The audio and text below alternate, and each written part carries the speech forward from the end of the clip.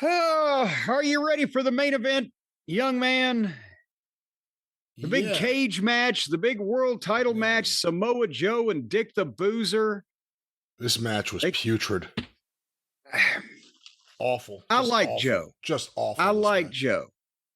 But the best that Moxley can be is substandard. It's just not possible, is it? Because anything he touches turns to and If you watch his work is horrible. And then he relies on the same garbage over and over again. I don't know if it's because it's what he likes or just all he knows, the standing there and trading the bad looking forearms over and over and over again. Jesus Christ. The worst matches, the worst fucking heel stable, the worst everything. what did you say when Joe was hitting the ropes and coming back for the foot wash on the face and all that stuff?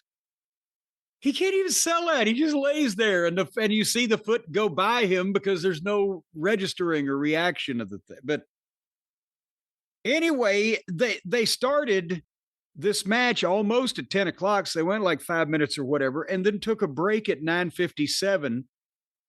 And they were on break until 10 o'clock. And during the break, not only did all the groups apparently come to ringside, but Moxley started bleeding like a stuck hog. So in the break, you miss the excitement. I don't know what the fuck they're doing. And when they came back from the break, they were standing in the middle of the ring trading forearms. And at this point, the hard camera couldn't get its focus through the cage. I thought I was watching an old VHS tape. But finally, Joe gets a sleeper on Moxley. And the baby faces are all there to stop all the heels from climbing the cage. And Willow can stop Schaefer, and they get another girl to stop Yuta. Whatever. But some guy then in a black hoodie, we've never seen this before.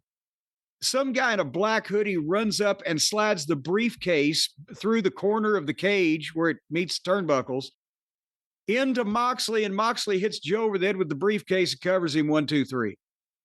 And then the guy whips his hood off, and there is no reaction anywhere because I was going, who the fuck is that guy? And then the announcer said, oh, it's Gabe Kidd. He looked like bald guy with a red beard. Hey, Josh Alexander took off his headgear. That was my first thought. And yeah, they're very similar, aren't they? And then Kidd and Claudio beat up Hobbs. Schaefer beats up Willow. Gabe hugs Moxley. And then the Buckaroos music plays. And here they come. And there's no reaction, Brian. Did you hear any reaction, Brian? There hasn't been a reaction in a while for them. They walk down the ramp and wearing the curious fashion choices that they have. And they get in the ring and they offer their hands to Moxley. So now they're going to join with the Boar Horsemen. But then suddenly music plays. And here comes Kenny. And Kenny comes out and gets a fight with the heels on the floor. Boom, boom, boom.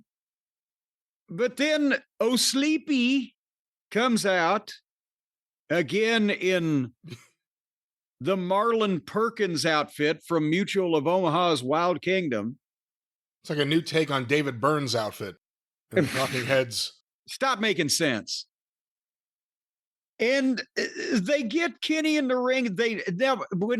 When Maddie of the Lollipop Guild has come out, he's got a walkie-talkie because since they're EVPs, he got them to raise the cage and he can get them to lower the cage, right? Because they're calling the shots, which is another thing about this whole thing that doesn't make any goddamn sense because apparently the whole idea of Moxley's thing is to he hated the way the company was being run and the people in it, so he wanted to fuck it all up.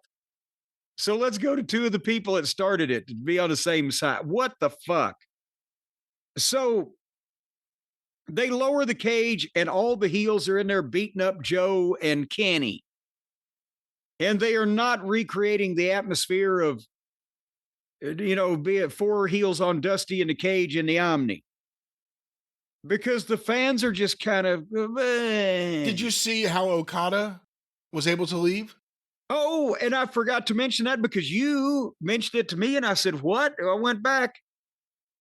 Okada didn't get in the cage with the rest of them because somehow while he was on the floor, Hong Kong Phooey, Spitball Bailey himself, ran out and fought Okada off. But the reason why I didn't know that is because when you go back and look at the show, it's on screen for 3 seconds in the dark back of the arena that Okada is lazily jogging out of the entranceway, and Bailey is behind him throwing the kicks at the guy's back. I'm going to kick you away from here. And so they were gone and they didn't even get in the cage. And then they've got fucking the cages down and they're beating up Kenny and Joe, and then Swerve's music plays. And he just walks out to the ring and climbs the cage, and all the heels turn and stare at him on top. And he jumps off on them, and they all catch him, and he lands, and they all fall down. And then the cage raises, and the heels leave. And there's Matt on the walkie-talkie, hurry, hurry, hurry. There's still like 6 of them.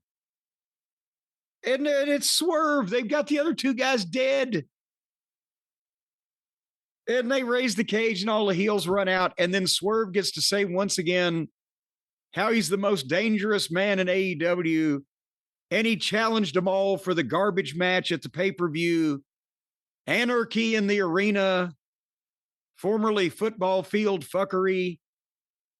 And how many Boar Horsemen and how many Buckaroos is it? Which part is going to be? Who's the teams here? Well, if it's 5-on-5, I think that's what it's been in the past. Obviously, Moxley on one side, Samoa Joe on the other, you would think. The Bucks and Gabe Kidd on Moxley's side. Maybe Okada too. And on the other side, you would have Kenny, Swerve, and then there are 2 open spots. Is it Speedball? Is it Powerhouse Hobbs who was involved in this? Is it, dare I say, Shapoopy? I don't know. It better be Hobbs instead of Bailey. Or I don't know which team to put my money on. Would you send a Girl Scout into a goddamn war zone? Did you see those Well, I guess that's kicks? kind of what the Jacksons are. It may be valuable to have someone who can kick people away in the middle of that match. If you're trying to do something and one of the other guys is coming, you need someone who can just start flashing those kicks like a helicopter and get rid of them. Well, it might be something to have somebody that can kick people away because they've already got plenty of them that can run people off. That Speedball Bailey thing's the funniest thing ever. Because someone said, go, you go out there, you go. And he goes out there and no one sees it. I don't, did the announcers mention it? I think they mentioned it. Did they mention his name? I don't think they said anything. I think one of them after he was gone said, wait, was that Bailey? Well, there it is. We get Anarchy in the Arena coming up at Double or Nothing. That'll be a fun review. It always is. It's always a memorable bad review. Will they play the music nonstop? That's been a thing in the past. Remember, Chris Jericho made a big deal out of the brilliance of his character because he knew the heel would hate music, so he had to turn off the music. But we've seen it in the past. Will we see it here? Turn off the radio.